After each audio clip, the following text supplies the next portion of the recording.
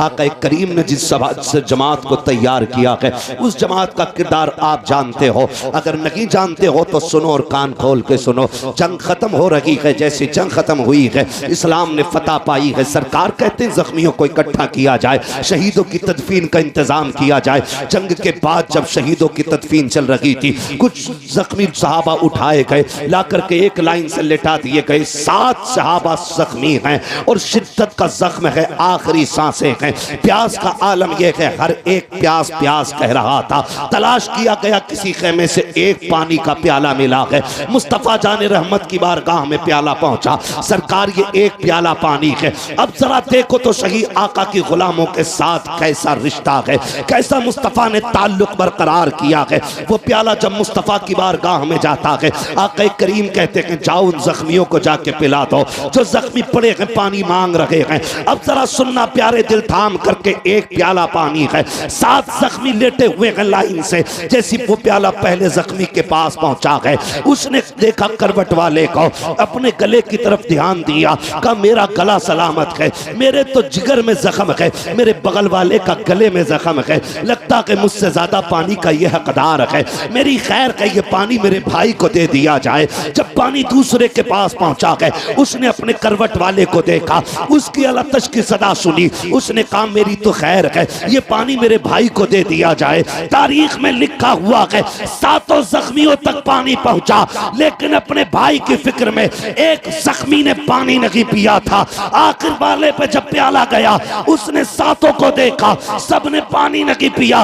उसने कहा जाओ ये प्याला मेरे नबी की बारगाह में पेश कर दिया जाए। अल्लाह अकबर। प्याला फिर मुस्तफा की बारगाह में आया है। अब आका करीम तशरीफ लाए हैं, कहा चलो हम पिलवाते हैं। आकर के देखा है 7 शहीद हो गए थे, लेकिन एक ने भी पानी का प्याला नहीं लिया था। खुदा की कसम वो पानी छोड़ के शहीद हो गए थे। हम पानी छीनने में मारे जा रहे हैं, हम जमीन छीनने में मारे जा रहे हैं, हम रोटी के लिए मारे जा रहे हैं, हम जमीन के लिए मारे जा रहे हैं। याद रखिएगा, तरक्की वही करेगा जो निज़ाम मुस्तफा को सीने से लगा के रखेगा। कामयाब वही होगा जो मुस्तफा के किरदार को सीने से लगाएगा। डॉक्टर इकबाल ने कहा था कि मोहम्मद से वफा तूने तो गम तेरे है, ये जगह चीज है क्या लोहो कलम तेरे। नारे रिसालत बस लगे आला हज़रत अल्लामा मुफ्ती अहमद रज़ा साईं किबला जिंदाबाद। खुदारा झगड़ों से निकले, कोई पार्टी बंदी नहीं, सिर्फ एक पार्टी है, वो मोहम्मद अरबी की गुलामी की पार्टी होनी चाहिए। मैं आपको बता दूं, बुरा लगे तो माफ कर दीजिएगा, लेकिन कड़वी सच्चाई है। झगड़े करने वाले लोग खुद नहीं होते, एक फुलझड़ी होती है उनके बीच में। हाँ, जिसे चुगलखोर कहते हैं। इधर की उठी उधर कह दी, इधर से गया उधर कह दी। और हम बेवकूफी वहां कर जाते हैं, जब कोई हमसे किसी की बुराई करता तो एक कप और पिलाते हैं, लाओ शान रब को एक कप और पिलाओ। इनने बड़े काम की बात बताई है। सुने, जो तुम्हारे पास आके किसी की सुना रहा है ना, वो तुम्हारी भी जाके दूसरों से बताता है। अगर कोई किसी की बुराई तुम्हारी बैठक, तुम्हारे घर, तुम्हारे दरवाजे, तुम्हारी महफिल में छेड़ दे तो कह उठ, यहां किसी दलाल की जरूरत नहीं है। नंबर 1, चुगलखोरी से घर की बरकत भी उड़ती है और फिर बंदा जहन्नमी भी होता है। लड़ने वालों से ज्यादा कुटाई लड़ाने वालों की होगी। और कुछ लोगों की सियासत इस पे होती है, पहले लड़ा दिया और फिर पंचायत कराने बैठ गए और फिर बन गए अच्छे। होशियार रहना, हम लड़ेंगे तो हुजूर के लिए और लोगों से मिलेंगे तो हुजूर के लिए। हमारी दुश्मनी का मैयार भी अल्लाह और उसके रसूल की जात होनी चाहिए, और हमारी दोस्ती का मैयार भी अल्लाह और उसके रसूल की जात होनी चाहिए। ये सारे नौजवानों से गुजारिश करके जा रहा हूं। और अगर लड़ गए हो ना, नाराजगी हो जाती है। जब एक पल्लिया में कई बर्तन होते हैं तो खटकते जरूर हो गई। आप अगली बार में सलाम कर लो। हसनैन करीमैन में न किसी बात को लेकर के ना भाइयों में थोड़ी सी नाराजगी हो गई। अब सुने, नाराजगी हो गई ना तो इमाम हुसैन छोटे, इमाम हसन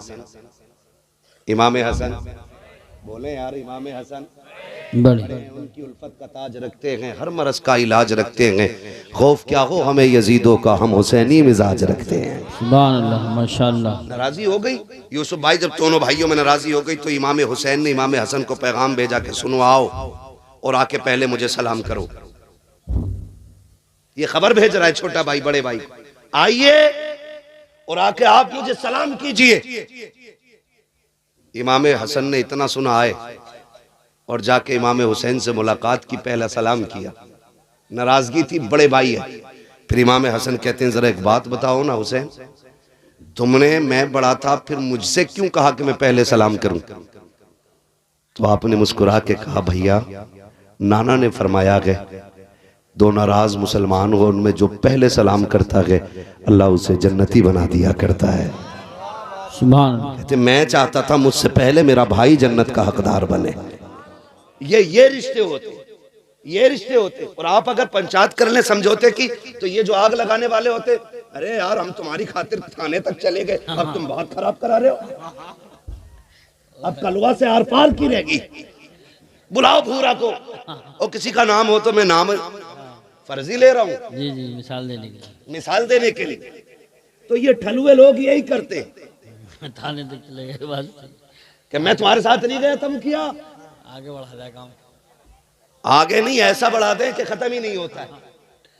वो नस्लों तक झगड़े चलते हैं, नस्लों तक झगड़े। कहते हैं यार मैं तुम्हारे साथ गया नहीं था वहां तक, अब तुम हमारी मेहनत को ऐसे पानी फेरोगे। मियां पंचायत कर ली, बताया भी नहीं। अच्छा हुआ तुझे बताया नहीं, वरना तू एक और गोला मार देता बीच में। हाँ होती नहीं, निकलो इन चीजों से, बिल्कुल सही। अब वक्त नहीं है। अगर आपस में लड़ोगे तो तुम्हें दफन होने की जगह तक नहीं मिलेगी। बेशक, ये कड़वी सच्चाई बता रहा हूं, कड़वी सच्चाई। अगर अब भी लड़ते रहे तो दफन होने की जगह नहीं मिलने वाली है। अगर अपनी जमीन में दफन होना चाहते हो तो फिर सफों में इत्तेफाक पैदा करो, बेशक इत्तेफाक पैदा करो सफों में, वरना फिर वही बात ना संभलोगे तो मिट जाओगे हिंदी मुसलमानों। तुम्हारी दास्तां तक भी ना होगी दास्तानों में।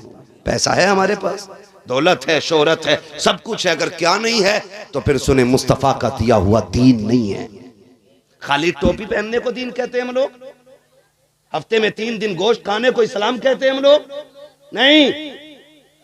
याद रखिएगा नमाज दिन में 5 बार फर्ज है, लेकिन अखलाक पैगंबर हर लम्हा जिंदगी के लिए जरूरी है। बेशक, हर लम्हा जरूरी है। और दिलों में इतना मैल ठिकाना ही नहीं।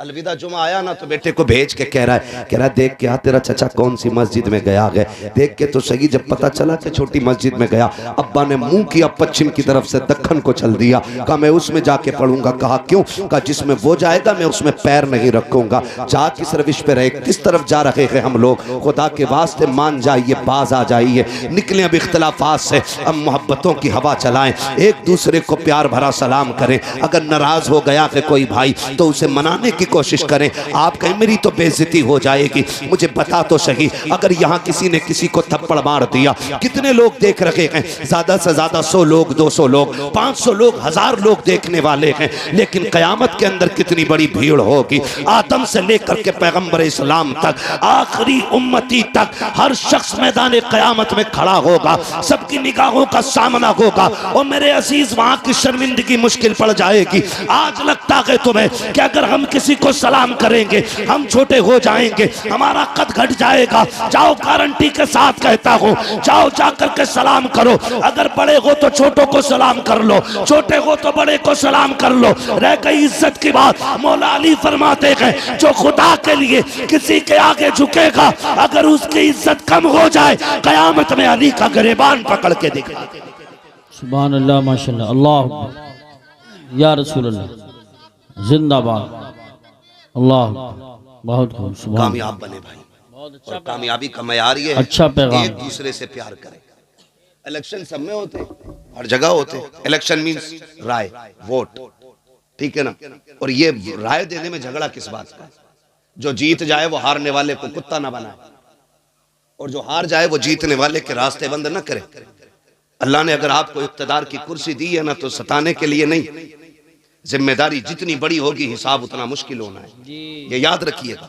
हिसाब उतना मुश्किल होना है, इसलिए हम सफ़ों में प्यार बांटे, मोहब्बत बांटे। इख्तिदार ताकत हमारे पास है तो हम लोगों का जीना हराम न करें, जीना आसान करने की कोशिश करें, जीना आसान करने की कोशिश करें। माफ़ कीजिएगा, माफ़ कीजिएगा, हम बेटे की शादी पे 3 लाख 2 लाख बदमाशियों में तो खर्च कर देते हैं, लेकिन सगे भतीजे भतीजियाँ बीमार होती हैं तो 500 रुपये का नोट जेब से नहीं निकलता है। और गुलामी रसूल में मौत भी कबूल है। हो क्या गया हमें, है खाली नारों से काम चल जाएगा? नहीं, अमली तौर पे हमें मजबूत होना पड़ेगा। अमली तौर पे एक दूसरे की मदद के लिए उठा करूँ। हमारा मिजाज तो ये है, हम तो गरीब की भी मदद इसलिए नहीं करते, उधार भी हम उसे देते हैं जो पैसे वाला होता है। गरीब को तो कोई उधार देने भी तैयार नहीं है। अगर 1000 मांग ले तो कह भाई ये देगा कहाँ से, मांगने तो चला है, देगा कहाँ से, है ना। और याद रखना, जब भी पैसे मारेगा ना किसी के अमीर मारेगा, गरीब कभी किसी का पैसा नहीं मारेगा। इसलिए कि आपने जो पैसा अमीर को दिया है ना, उसकी दौलत पे भरोसा करके दिया है। कभी गरीब को पैसा दो तो खुदा की रहमत पे भरोसा करके पैसा दे दिया करो। अल्लाह की रहमत बंदों को खाली नहीं रखती है, कभी खाली नहीं रखती है। अपनी सफ़ों में प्यार बांटे, मोहब्बतें बांटे। दीन बड़ा अहम है और इस दीन को लाजिम कर लें अपनी ज़िंदगी में। और लाजिम याद रखिएगा, आका करीम ने इरशाद फरमाया, हुजूर की बारगाह में जिक्र किया गया, हुजूर एक खातून है, एक औरत है, आका बड़ी पाबंद है रोज़ा नमाज की और बड़ी कसरत से नमाज पढ़ती है, लेकिन हुजूर उसकी ज़बान बड़ी सख्त है, पड़ोसी उसकी ज़बान से महफूज नहीं। हुजूर ने फरमाया वो जहन्नम में जाएगी। दूसरी औरत का जिक्र किया गया, या रसूल अल्लाह एक औरत और है, लेकिन नमाज तो बस मामूल की पढ़ती है, बहुत ज्यादा नहीं पढ़ती है, लेकिन उसकी ज़बान बड़ी मीठी है, कभी किसी को दुख नहीं देती। हुजूर ने फरमाया वो जन्नती है। ये जो दो तो लेकी है ना, यही बंदे को जन्नत में ले जाएगी और यही जहन्नम तक ले जाएगी। इसे कंट्रोल में रखा करो, इसे कंट्रोल में। ये कब्जे से बाहर होती है ना, सारे आज़ाए बदन सुबह को सबसे पहले इस ज़बान से 70 मरतबा कहते तू चैन से रहना, अगर तू चैन से रहेगी तो हम सुकून से रहेंगे, अगर तू फालतू चल गई तेरी वजह से हम गुनाह में मुलव्विस होकर के हम अजाब में गिरफ्तार हो जाएंगे। तू अपने आप को खैरियत से रखना। 70 मरतबा जिस्म का हर हिस्सा कहता है, लेकिन इसी जबान को जब चाहा जिस पे चाहा चला दिया, जैसे चाहा बोल करके चले गए। तुम्हें खुदा का वास्ता इस जबान को दुरुस्त रखा करो, कंट्रोल रखा करो। जरा सी देर लगती है ये कहने में तेरी औकात क्या है, बस इतना कहा और हमारे अंदर घमंड आ गया, हमारे अंदर तकब्बुर आ गया, जिंदगी भर का अमल तबाह कर दिया गया। लाख लगाते रहो, टोपियां करते रहो सजदे, अगर हल्का सा घमंड तबीयत में आ गया है, फिर तुम्हारी इबादतें काम नहीं आने वाली हैं, फिर रियाजतें काम नहीं आने वाली हैं, फिर जितने चाहो वीडियो बना करके नेकियां करते रहो, फिर कुछ होने वाला नहीं है। अपने आप को इतना नीचा दिखाया करो, कोशिश किया करो कि हम सबसे छोटे बन के रहा करें। जरूरत नहीं कि टांग पे टांग रख के बैठने की 4 लोगों में। अगर आज दौलत आ गई है, इतराने की जरूरत नहीं है। अगर दौलत है तो जाओ कभी कब्रिस्तान जाकर के चक्कर लगाओ और देखो वहां जाकर के कैसा कैसा अमीर पड़ा है। आज कागज के पैसे हैं, लोगों ने उस दौर में दौलत देखी है जब पैसे कागज के नहीं सोने के हुआ करते थे, उस दौर में लोगों ने सांसें ली है। आज पैसा जो कागज का है, इस पे इतना गुरूर है। कभी कब्रिस्तान की पुरानी मिट्टी से जाके पूछ, बता तो सकी क्या तेरे अंदर गरीब है या अमीर भी लेटे हैं? कब्रें जवाब देगी, हुए नामवर बेनिशां कैसे कैसे, जमीन खा गई आसमां कैसे। नारे तकबीर, नारे रिसालत, नारे गौसियत, मसलके आला हजरत मुफ्ती हम्माद रजा साहिब क़िबला। करेंगे इंशाअल्लाह, एक दूसरे को माफ करेंगे इंशाअल्लाह। अगर कोई किसी से रूठा है तो मनाएंगे इंशाअल्लाह। जाइए उसकी चौखट पे और जाके सलाम कर दीजिए। वो कहे तुझे गैरत नहीं आई, मुस्कुरा देना। कहा नहीं। वो कहे बड़ा बेगैरत है, तू मेरे आ गया कि झुक गया ना झुक गया। उससे कह तू कुछ भी कह, मैं आज गैरत नहीं देख रहा हूँ, मैं आज जिल्लत और इज्जत नहीं देख रहा हूँ, मैं मदीने वाले की दी हुई खुशखबरी और जन्नत की जमानत देख रहा हूँ। हुजूर के लिए करेंगे, हुजूर के लिए करेंगे, अपने लिए नहीं, हुजूर के लिए। हालात जाने आज मैं बताऊं, माफ कीजिएगा, ऐसा नहीं है इतनी बड़ी महफिल में सारी सबसे नाराजी बैठे होंगे। कोई अब्बा से नाराज होगा, कोई अम्मा से नाराज होगा, गारंटी के साथ कह रहा हूँ, है ना। अभी शान रब माँ की शान में कलाम पढ़ना शुरू कर दे, जिसने ज्यादा मारा होगा वो और ज्यादा पैसे देगा दिखाने के लिए। अम्मा को। सही बता रहे हो, ताकि ये लोग कहते हैं कि बड़ा फर्माबरदार है। लोगों के कहने से क्या होता है, जब तक फरिश्ते तेरी फर्माबरदारी के गवाह ना बन जाएं। ऐसा नहीं है यहाँ पे कोई किसी से नाराज होकर नहीं बैठा होगा, कह रहे हैं तेरी नमाज पढ़ ले, दिल ना लग रहा, बिल्कुल लगे कहाँ से, कपड़े बगबगे पहन लिए, लेकिन ये जो दिल है ना, इसमें मैल अंदर मौजूद है। अल्लाह कहता तू तेरे ये कपड़े जो है ना, कपड़े इन पे मिट्टी लग जाए, एक बाल्टी पानी में धुल जाती है, मगर सुन ये दिल का जो मैल है ना, ये 7 समंदर में भी नहा लेगा ना, ऐसे नहीं धुलेगा जब तक इस मैल को तू तौबा के जरिए नहीं धोएगा अपने। नमाज और सजदों की लज्जतों का मजा तभी आता जब ये साफ होता है, ये साफ होता है। कई बार मैंने यूसुफ भाई देखा, जवान रो देता है तकरीर में और बूढ़ा हंसता रहता है। हम समझ जाते हैं मसला उम्रों का नहीं है, मसला दिल का होता है। जिसका रिश्ता हुजूर से जितना करीबी होता है, दिल उतना ही नर्म हो जाता है। आज दिल नरम ही नहीं रहे, नरम ही नहीं रहे। आज ना इतने सख्त हम लोग हो गए कि बस अपनी अपनी के चक्कर में एक आग सी लगी है। फरमाया अगर दिल सख्त हो जाए ना, तो यतीम के सर पे हाथ फेरा करो, अल्लाह दिल नरम बना देगा। दूसरी तरीका फरमाया गया, अगर दिल सख्त है, अगर आंसू ना निकलते हो अपनी बर्बादियों पे, फरमाया फिर उठ के कुरान पढ़ा करो, अल्लाह दिलों को नरम बना देगा। तीसरी जो तदबीर बताई गई, फरमाया गया दिल नरम है, मस्जिद की सफाई किया करो, अल्लाह दिलों को नरम बना डालेगा। लेकिन माफ कीजिए, जो मुतवल्ली है वो सबसे बड़ा दयूस बना बैठा है आज के दौर में। इमाम साहब लोटा इधर कैसे, ये तो लोटा तेरा लोंडा ही नहीं पता किधर है। लोटे का रुख पूछ रहा, लड़के का नहीं पूछेगा। ये कंडीशन है। आकर के मस्जिदों के अंदर सफाई इमाम साहब तुमने क्यों नहीं की? तुझे क्या लगता है ये मस्जिद के अंदर जो इमाम है किसी के बाप का नौकर है, जिस मुसल्ले पे खड़ा किया जाता है ये प्रधान की छोड़ी हुई जायदाद नहीं है, ये मंत्री का गिफ्ट में दिया गया मुसल्ला नहीं है, बल्कि ये मुस्तफा की विरासत में मिला हुआ वो मकाम है जहाँ के आके बंदा खड़ा हो जाता है, अकेला ही नहीं सैकड़ों को हाथ पकड़ के खुदा की बारगाह तक ले जाया करता है। सुभान अल्लाह, माशाअल्लाह माशाअल्लाह। टाइम पूरा हो गया, नारे कम कर बस जरा, तवज्जो है सारे लोगों की।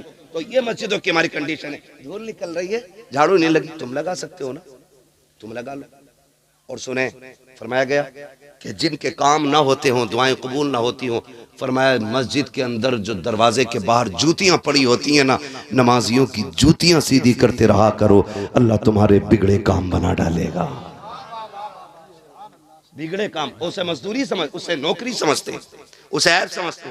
जिसने चंदा ज्यादा दे दिया वही मालिक बन जाता मस्जिद का। हाँ भाई, सफे कौन लेके आया था? फना लेके आया था। क्यों भाई, तुम्हें यही मिली थी, तू क्यों नहीं गया था? तेरे पैर टूट गए थे, पहले तू जाना, वरना आ गई तो जैसी आ गई सजदा कर ले चुपचाप। बोलने की इजाजत नहीं है, टिप्पणी किसी पे करना, तनकीद करना, ये मस्जिद है।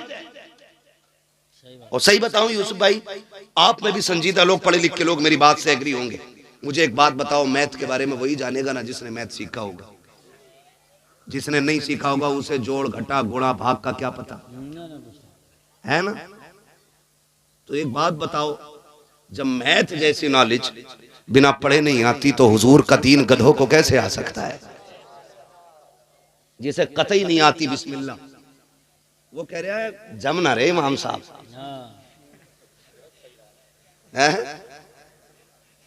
क्या कहते? हाँ, किरत सही नहीं है।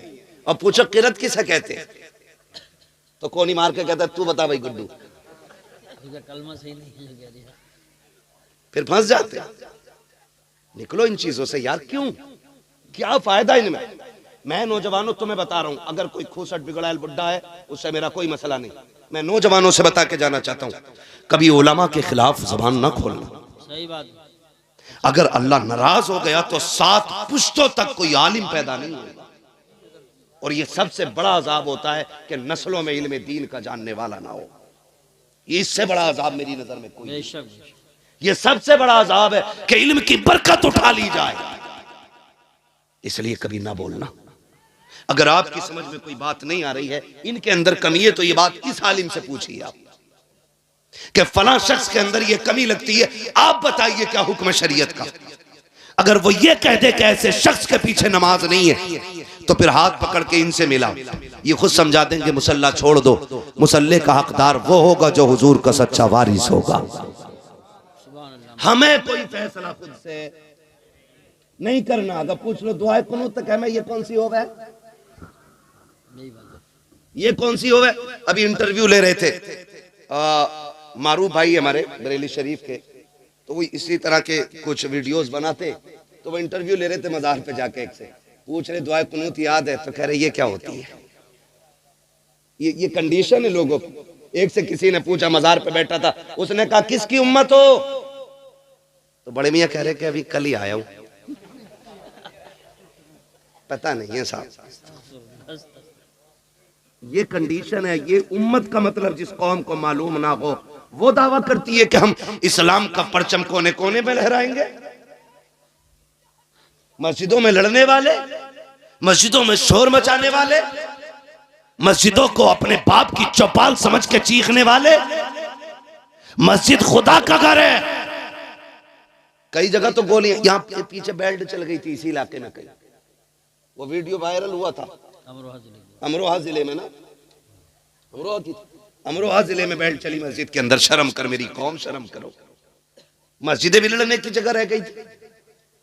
कितना चैनल पे चलाया उनको न्यूज वालों ने, कितना मजाक बनाया गया इस्लाम का। खुदारा निकले इन चीजों से। मस्जिद में किसी को चूं बोलने की इजाजत नहीं। पहली बात तो घर से निकलते ही निकला है तो घड़ी देख के निकला, खुतबा हो गया होगा ना, क्योंकि अंदर गर्मी लगती है, घुटन होती है, कब्र में बहुत ही एसी रखी है, घुटन हो रही है, और आके बैठ जाएगा इमाम साहब 5 मिनट नसीहत के लिए, बढ़ गए, घड़ी देख के बार बार जल्दी खत्म करो, क्यों मरने वाला है ये। और फिर कह रहा, बाद में कह रहा इमाम साहब खांसी भी ना समझ रहे थे तुम मेरी, मैं क्यों खांस रहा था।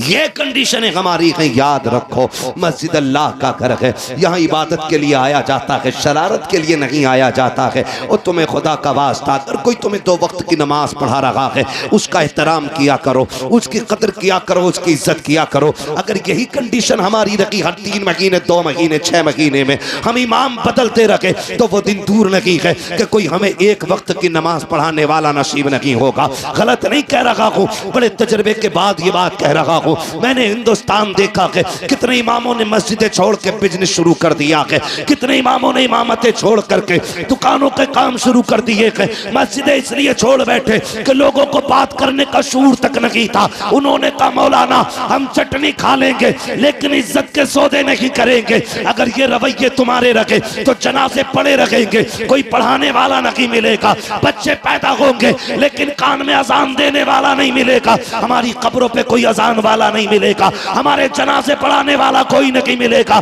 अगर तुमने उलमा की कदर नहीं की तो खुदा की कसम खा के कहता हूँ नस्लों से दीन की बरकत उड़ जाएगी। अगर ये चाहते हो नस्लें दीन में बाकी रखे, दीन नस्लों में बाकी रखे, अगर तुम ये चाहते हो हमारी महफिलों के दरमियान कुरान पढ़ने वाले रखे, इनकी इज्जत किया करो, इनकी कदर किया करो, इसलिए कि अगर इनकी कदर करोगे हर शख्स चाहेगा काश मेरा भी बेटा कुरान का कारी बन जाए। बाबा जिंदाबाद, नारे तकबीर, नारे रिसालत, जिंदाबाद जिंदाबाद। और मेरे भाई करेंगे ना इंशाल्लाह झगड़े खत्म, अगर हैं तो। मुझे नहीं पता आप कैसे लोग, मैंने पहली कहा मेरी पहली मुलाकात, अगर हैं तो ये भी खत्म कीजिए। तो झगड़ों की यही वजूहात है, हम इनसे निकल जाएं, इनसे निकल जाएं, फिर वो पकड़ें वातसिमू बिहब्लिल्लाहि जमीआ, अल्लाह की रस्सी को इकट्ठे होकर मजबूती से थामो, ऐसी थामो को हाथ से छूट न पाए, छूट न पाए। कैसी थामनी है, कैसे थामनी है, तारीख गवाह है। जैसे करबला में हुसैन ने पकड़ रखी थी, ऐसी हमें पकड़ने की जरूरत है। आज जरूरत है। खाली टोपी को मुसलमान न कहना, खाली गोश्त खाने वाले को मुसलमान। ऐसे तो बहुत सारी कौमें खा रही हैं गोश्त, तो क्या सारे मुसलमान हो जाएंगे? नहीं, कि मोहम्मद से वफा तूने तो हम तेरे हैं, ये जहां चीज है क्या लो हो कलम तेरे हैं। बदले अपने रवैये, झगड़े खत्म करें। बाप बेटे की नाराजी है, थोड़ी देर की है, जाके माफी मांग लो। भाई भाई से नाराज है, माफी मांग ले, क्या चला जाएगा यार, क्या चला जाएगा। मौलाना तुम्हें नहीं पता मेरा अब्बा बहुत खड़ूस है, अब्बा भी कह रहा, खड़ूस भी कह रहा है। मैंने कहा इससे बड़ा खड़ूस कोई नहीं है। बाप बुढ़ी सुनते ही नहीं, बहुत सख्त मिजाज है। मैंने कहा तूने बाप को जाना ही नहीं, बाप बाप होता है, कितना ही भी नाराज है वो सो रहा हो जाके कदमों में बैठ जा, उसके पैर पकड़ा, आँख खुलेगी, वो तुझे देखेगा, कहेगा क्या कर रहा है, क्या अब्बा राजी हो जा। फिर खुदा की कसम देखना गलती तूने की है, नाराज तू था। और जब वो रात के 3 बजे उठ के बैठेगा, उसकी आंखें भीगी हुई होंगी, वो रो के तेरे सर पे हाथ रख के कहेगा पगले मैं तो कब से तेरा इंतजार कर रहा था, तूने ही आने में देर लगा दी है। तुम क्या जानो बाप क्या होता है। क्या तो सख्त है बाप, मैं जानता हूँ, हाँ बाप का मिजाज सख्त होता है। क्यों? क्योंकि बाप सूरज की तरह होता है और सूरज गर्म होता है, गर्म होता है सूरज। बाप सूरज की तरह होता है, सूरज गर्म होता है, और अगर वो गर्म ना हो तो उजाला ना हो। बाप का मिजाज थोड़ा सख्त है, लेकिन वो बाप है। जिस दिन ये कब्र में चला गया तो दुनिया में अंधेरा नजर आने लग जाएगा, दुनिया काली हो जाती है, फिर कोई नहीं लगता है, फिर कोई नहीं लगता। यूसुफ भाई बैठे हैं, शान रब भाई बैठे, और तुम में से कितने लोग होंगे, खुदा की कसम जब बाप होता है ना तो बेटा जिस चीज पे हाथ रख देता वो चीज बेटे की हो जाती है, जिस चीज पे हाथ रखते वो चीज बेटे की हो जाती है। बाप मजदूर भी है ना, मुरादाबाद की मंडी में रोज भी बिकता है बाप जाके ना, फिर भी खुदा की कसम देखो बेटा कह देना अब्बा मुझे फला कार चाहिए, कहता मालिक से अपने आज थोड़ा सा ओवर टाइम ड्यूटी करनी है। कहा कि उनका बेटे की एक जरूरत पूरी करनी है, 5 घंटे एक्स्ट्रा टाइम मेहनत करके वो उस वक्त तक नहीं लौटता जब तक बेटे की गोद में उसकी खुशियां नहीं डाल देता है। तुम कहते हो आज अब्बा से बात करने का मन नहीं करता, हाथ जोड़ के कहता हूँ इसकी कदर कर लो, इसकी इज्जत कर लो, बड़ी दौलत है, बहुत बड़ी दौलत है बाप। कभी यतीम से पूछो बाप क्या होता है, कभी उससे पूछो जिसने बाप खो दिया कि बाप के जाने का गम क्या होता है, बाप के बगैर जिंदगी कैसे कटती है। कहते हो माफ नहीं करेंगे, मैं कहता हूँ खुदा की कसम जाके बैठ के तो देख, उससे ज्यादा मीठा किसी का लहजा ही नहीं हो सकता है, किसी का लहजा नहीं हो सकता है। तुझे याद नहीं तो याद दिला दूं, जब तू चल नहीं सकता था, दौड़ नहीं सकता था, तुझे कंधे पे लेके बाप चलता रहा, कहता कि वो मुझे माफ नहीं करेंगे। तुझे क्या पता है पगले, जब दीवार पे कौवा बैठा उसने 40 मरतबा तूने कहा था अब्बा ये क्या बैठा है, तो बाप ने 100 मरतबा तुझे बताया था बेटे इसे कौवा कहते हैं। और बाप की जरा सी नजर क्या कमजोर हुई, उसने कहा बेटे क्या टाइम हो गया, तो बाप से बेटा कहता अब्बा 3 बज रहे हैं। थोड़ी देर गुजरी, बुढ़ापे की वजह से दिमाग कमजोर हो गया, फिर क्या बैठा बेटे अब कितना टाइम हो गया, फिर उसने कहा कि 3:15 हो रहे हैं। फिर बाप ने पूछ लिया बेटे से बेटा कितना टाइम हो रहा है, उसने कहा 3:30 बज रहे हैं। कहा बेटे अब बता भी कितना टाइम, 4 बजने में है। इतना कहना होता है बेटा कपड़ों से बाहर, लहजे बदल जाया करते हैं, तेवर चेंज हो जाते हैं। कहा जब तुम्हें दिखता की नहीं है बार बार क्यों परेशान कर रहे हो। हाथ जोड़ के कहता हूँ इस लहजे में बाप से बात ना करना, कभी ये मत कहना तुम्हें दिख नहीं रहा है तो बोल क्यों रहे हो, तुम्हें पता नहीं है तो कह क्यों रहे हो, तुम नहीं जानते हो ये भी अपने वक्त का सबसे बड़ा माइंडेड बंदा था, लेकिन तेरे लिए इसने जवानी लुटाई है ताकि तेरे वजूद को ताकत मिल सके, ताकि तेरी जिंदगी को रोशनी मिल सके। और तुम्हें खुदा का वास्ता दे के कहता हूँ बाप कितना भी नाराज हो उसके कदमों में बैठ जाया करो, इसलिए कि खुदा सिर्फ सजदों से राजी नहीं होता, खुदा बाप की रजा के साथ राजी हो जाया। जिंदाबाद जिंदाबाद। इसलिए मेरी गुजारिश है बाप को भी राजी करें, माँ को भी राजी करें, बहन को भी राजी करें। एक रिश्ते पे अगर बात करूं बड़ा वक्त लगेगा, बस इतना ही समझ लें जो रूठा है उसे मना लो। आका करीम मिंबर पे खुतबा इरशाद फरमा रहे, सुनो भाई सुनो, तवज्जो है सबकी। बहुत अच्छे बच्चे माशाअल्लाह, अल्लाह इनके माँ बाप को सलामत रखे। जितने बच्चे अदब से हुजूर की बातें सुन रहे हैं अल्लाह इनकी उम्रों में बरकत अता फरमाते, इनके माँ बाप की उम्र में अल्लाह बरकत अता फरमाए।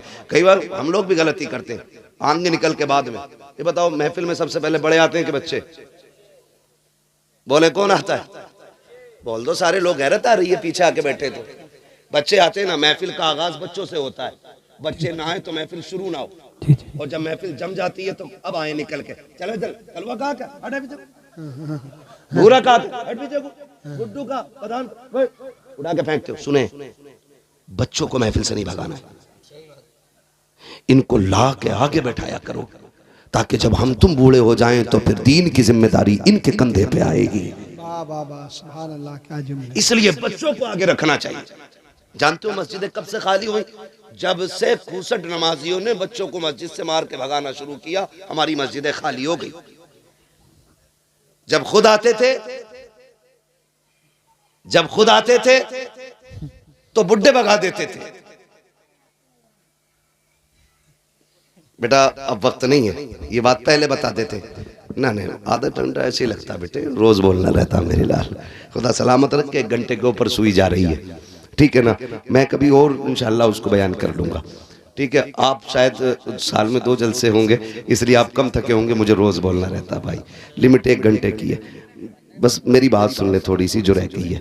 तो हम लोग ना बच्चों को भगा देते हैं, बच्चों को भगा देते हैं, ना भगाया करो, इन्हें ला के रखा करो। मगर इतने भी ना समझ बच्चे ना हो कि जिन्हें इन्हें पाकी नापाकी का तजर्बा ना हो, इल्म ना हो, या मस्जिद का एहतराम ना जानते हो, ऐसे बच्चों को मेरे भाई जरूर रोकते मस्जिद से, जिसे पेशाब पखाने की तमीज ना हो।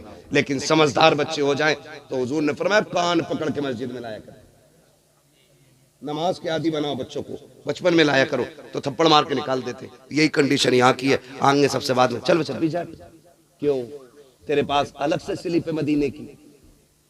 सुन, जितना रिश्ता तेरा है हुजूर से, उतना ही रिश्ता इस बच्चे का भी है। जितने आका हम पे मेहरबान है, उतने इन बच्चों पे भी मेहरबान है। जितना उनकी रहमत में हक हमारा है, उतना इन बच्चों का भी है। तो फिर इन्हें धक्का ना दे, इन्हें दुआएं दिया करे, अल्लाह इन बच्चों को सलामत रखे। इतनी रात तक अगर ये यहाँ ना होते, पबजी में होते, मोबाइल चला रहे होते, गेम खेल रहे होते। ये तो हुजूर का सदका है कि सारी चीज से बचा के अपनी मेहरत में बैठा रखा है, अपनी महफिल में बैठा रखा है। वरना तुम किसी के बेटे को 10 मिनट हाथ में तसला दे के बिरयानी के लिए बैठा के दिखा देना, 5 मिनट नहीं बैठेगा। लेकिन ये रात के 1 बजे तक हुजूर की महफिल में बैठे हुए, इसका मतलब क्या? इसका यही मतलब है, सुना के आप हर आशिक के घर तशरीफ लाते हैं, मेरे घर में भी हो जाए चरागा या रसूल अल्लाह। तो ये भी कोशिश करें कि अखलाक मुस्तफ़ा वाले लाएंगे इंशाअल्लाह। लहजे तीखे नहीं होने चाहिए, मीठी बात करें जब भी करें, कड़वा ना बोले, कड़वा ना बोले। और अपने मुआशरे को, अपनी सोसाइटी को हम इतना खूबसूरत करें कि नफरत हमारे बीच से निकल जाए। हसद, जलन, अगर किसी की 3 मंजिल बन गई है, नीचे की ईंट निकालने की दुआ न कर, कोशिश ना कर कि ये गिर जाए। किसी अमीर को देखे के शुक्र है मालिक तेरा, ये तेरी कुदरत के करिश्मे मालिक, जैसे तूने इसे दिया कि मुझे भी अता फरमा दे। उसके खजाने में कमी, हसद की इजाजत नहीं, रश्क करें और कहें मालिक जैसे इसे दिया वैसे मुझे भी दे। उसके खजानों में कमी नहीं है। और जो ये कहते रहेंगे पूरी जिंदगी कि ये चंदा करके खा गए, चंदा करके खा गए, इसी जलन में मर जाएंगे और पूरी जिंदगी कभी चैन की रोटी नहीं खा पाएंगे। दुआ करें अल्लाह हमसे भी दीन का काम ऐसे ही ले जैसे इन नौजवानों से दीन का काम लिया है, जैसे इन नौउम्र बच्चों से दीन का काम लिया है। अल्लाह आखिरी सांस तक इसी तरह हमसे हुजूर के दीन का काम लेता रहे।